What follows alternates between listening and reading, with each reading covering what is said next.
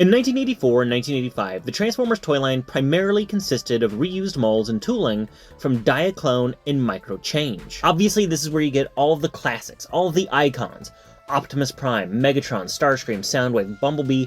All of these characters were original to the Transformers. However, the toys themselves predate any conceptions of a grand space opera between Autobots and Decepticons. The first figures created whole cloth for the Transformers wouldn't be seen until 1986. These figures would debut with the 1986 The Transformers the Movie, a film beyond 1984, beyond 2001, beyond love, beyond life, beyond... oh wait, no, that's... The point is, The Transformers the Movie is a fantastic spectacle of space adventure and heavy metal music. And with the series shifting in tone and setting to a far-out space fantasy, so did the aesthetics of the robots. These characters were designed by Floro Derry, potential madman and alleged contributor to Transformers forums, and you could tell he took a lot of inspiration from the works of Jack Kirby and Mobius, as well as 2000 AD and heavy metal. Some of my favorite designs are the Decepticons, Scourge, Cyclonus, and Galvatron. All three of them very much have a medieval retro-futurism to them, all looking like Dread Knights in one way, shape, or form. Even Galvatron's toy just looks like a giant rook, in my opinion. And speaking of, the toys were very experimental, very wild. They look drastically different than their Diaclone and Microchange counterparts that literally only came out a couple years before them. So from this point on, Transformers is really more space and science fiction focused, and the aesthetic is kind of this melange of 80s futurism. And honestly, I think it works a lot. I like this era of the Transformers, and honestly, I like the fiction surrounding it as well, since all of these bizarre characters get a lot of play in the Marvel UK stuff and subsequently in the IDW stuff. But you know what? Sometimes you gotta go simple. You gotta get back to basics. Blocky robots built this franchise, and by golly gosh, blocky robots will sustain this franchise. So what little experiment are we looking at today? What little late wave lame-wad? Headmaster, Target Master, Double Target Master even? Well, if you looked at the title and thumbnail, then you'll know we're looking at 1987's Decepticon clones, Pounce and Wingspan.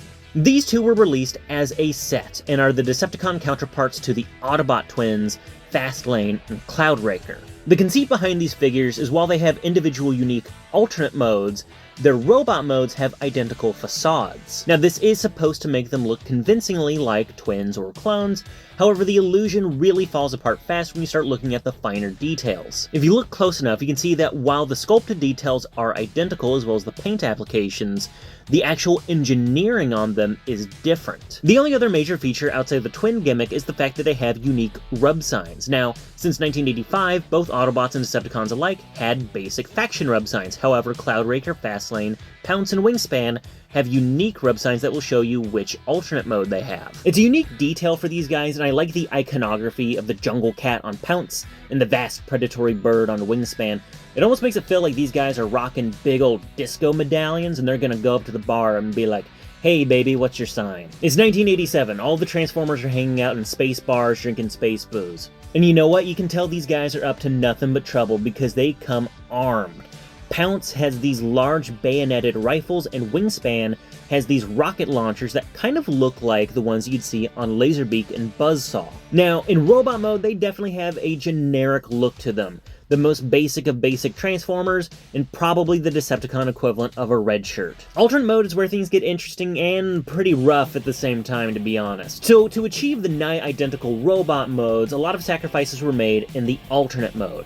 Pounce turns into what is allegedly a puma, and Wingspan turns into a bird. That one makes sense. Now, beginning with Pounce, he turns into a very strange and gangly jungle cat. We had Ravage a couple years prior, and while he's not the most defined cat, he does have the silhouette down.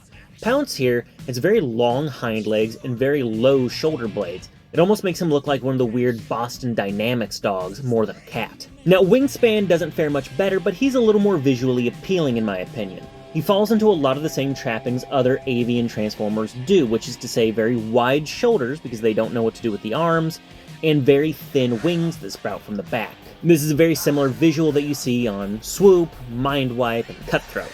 Unfortunately, these guys just have really bad alt modes, which sucks because I actually really like Pounce and Wingspan. I really like their color scheme, and I really do like their robot modes. Even though they're a little generic, the fact that they're a little shorter and a little smaller than your average Decepticon kind of gives them a little bit of a gremlin quality to them.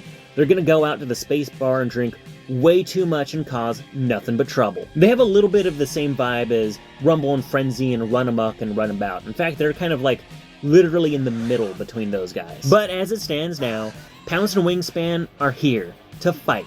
Not the Autobots, not even the Decepticons, but for their right to party.